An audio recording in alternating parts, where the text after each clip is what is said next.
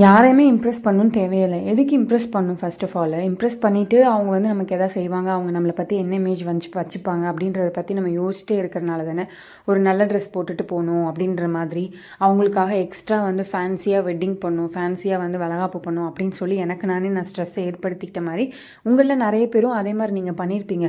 But நீங்கள் actually இதை core யோசித்து பார்த்தோம் அப்படின்னா, நம்ம சேடாக இருக்கும்போதோ நம்ம மணி இல்லாமல் இருக்கும்போதோ நம்மளை யாருமே வேலிடேட் பண்ணுறதில்ல. அவங்க வேலிடேட் பண்ணுறதுக்காக நம்ம ரொம்பவே ஸ்ட்ரகிள் பண்ணுற மாதிரி இருக்குது. அந்த சோகமான டைம்லேயும் ரொம்ப போரான டைம்லேயும் என் கூட ஸ்டாண்ட் பண்ணுறதுக்கு யாருமே இல்லை அப்படின்னு தான் சொல்லணும். ஸோ எல்லாரையோட வேலிடேஷனுக்காக வந்து ரொம்பவே ஓட வேண்டியதாக இருக்குது. அதில் ஒரு சில இம்ப்ரெஷன்ஸ் வந்து லைஃப்க்கு ரொம்பவே தேவை. ஃபார் எக்ஸாம்பிள் வந்துட்டு ஒரு இன்டர்வியூக்கு போகிறதா இருக்கலாம். அப்போ வந்து ஜட்ஜஸை வந்து இம்ப்ரெஸ் பண்ணாதான் நம்ம வந்து கொஞ்சம் நல்ல மார்க்ஸ் ஸ்கோர் பண்ண முடியும்.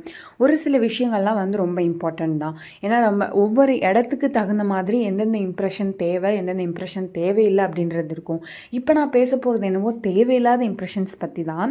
ஸோ ஆல்ரெடி வந்து ஒரு 10 ட்ரெஸ் 14 ட்ரெஸ் இருக்கும்போது தேவையில்லாமல் புதுசாக ஃபேன்சியாக வந்து ஒரு அவுட்ஃபிட் வாங்கி இன்ஸ்டாகிராமில் போஸ்ட் பண்ணணும்.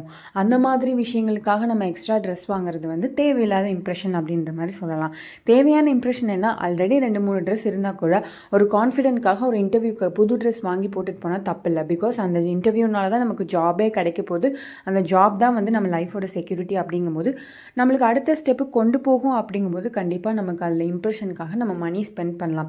ஸோ தி டிஃப்ரென்ஸ் வந்து நம்ம புரிஞ்சுக்கிற விதத்துலேயும் நமக்கு வந்து ஒவ்வொரு இடத்துலையும் நமக்கு வேரி ஆகும். இப்போ எனக்கு இந்த மாதிரி சுச்சுவேஷனில் கரெக்டாக இருக்குது, உங்களுக்கு அந்த மாதிரி சுச்சுவேஷனில் எப்படின்றது எனக்கு தெரியல.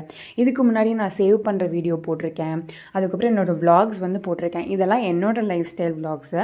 பட் இதெல்லாம் வந்து உங்களுக்கு மேட்ச் ஆகுமா அப்படின்றது வந்து தெரியல. பட் இன்றைக்கி வந்து பார்த்திங்கன்னா சோஷியல் மீடியாவில் நிறைய வீடியோஸ் வந்து இருக்கிறனால நிறைய பார்த்து நம்மளை வந்து இன்ஃப்ளூயன்ஸ் ஆகிறோம். அதில் வந்து நமக்கு வந்து பொருந்துமா பொருந்தாதான்னு சொல்லி இது நம்மக்கிட்ட ஏன் இல்லை, இது நம்ம பண்ணணுமா அப்படின்ற மாதிரி நம்ம யோசிச்சிருக்கலாம். பட் வந்து எல்லா விஷயங்களும் இந்த உலகத்தில் இருந்தாலும் நமக்கே கேட்டுக்க வேண்டிய ஒரு கொஷின் என்னென்னா, இது நமக்கு தேவையா, இது நம்ம லைஃப்க்கு செட் ஆகுமா, நம்ம வாழ்க்கை முறைக்கு இது தேவையா அப்படிங்கிற ஒரு கொஷினை மட்டும் நம்ம கேட்டு அந்த ஆன்சரை கண்டுபிடிச்சிட்டோம் அப்படின்னா நம்ம தான் வந்து கிங் அப்படின்ற மாதிரி சொல்லலாம். நான் வந்துட்டு நைட் ட்ரெஸ் போடுறத வந்து ரொம்ப ஃபேன்சியாக நினச்சிட்டு இல்லை நான் நைட்டிலாம் போட மாட்டேன் அப்படின்ற மாதிரி தான் வந்து நான் சொல்லிகிட்டு இருப்பேன் முன்னாடிலாம். பட் மோஸ்ட் கம்ஃபர்டபுள் ட்ரெஸ் அப்படின்னு சொல்லி எனக்கு நான் சொல்லிக்கலாம். இப்போ கன்சீவ் ஆகி பேபிலாம் பிறந்ததுக்கப்புறம் ஃபுல்லாகவே அதுதான் அப்படின்ற மாதிரி சொல்லலாம். ஸோ இதெல்லாம் மற்றவங்க இம்ப்ரெஷனுக்காக இல்லை எனக்கு நைட்டிலாம் பிடிக்காது அப்படின்னு சொல்லி சும்மா கேர்ள்ஸ் கிட்டலாம் நானுமே சீன் போட்டிருக்கேன். அப்புறம் இப்போ தான் யோசிக்கிறேன், ஏன் வந்து அதை நம்ம அப்படி சொல்லிட்டு இருக்கணும், நமக்கு இதுதானே கம்ஃபர்டபுளாக இருக்குது, நம்ம இதவே வந்து நம்ம சொல்லலாமே அப்படின்ற மாதிரி நான் நினச்சிருக்கேன். ஓரளவுக்கு நல்ல டீசெண்டான வீடு வேணும் அப்படின்ற மாதிரி ப்ரீவியஸ் வீடியோஸ்லாம் வந்து என்னோடய பட்ஜெட் வீடியோவில் நான் சொல்லியிருப்பேன். ஸோ அந்த மாதிரி வீடு வந்து என்னோடய மைண்டுக்கு வந்து தேவைப்படுது. மற்றபடி இவங்க அவங்க பார்த்துட்டு ஓ இந்த வீடு நல்லா இருக்குது அப்படின்ற மாதிரி இல்லை.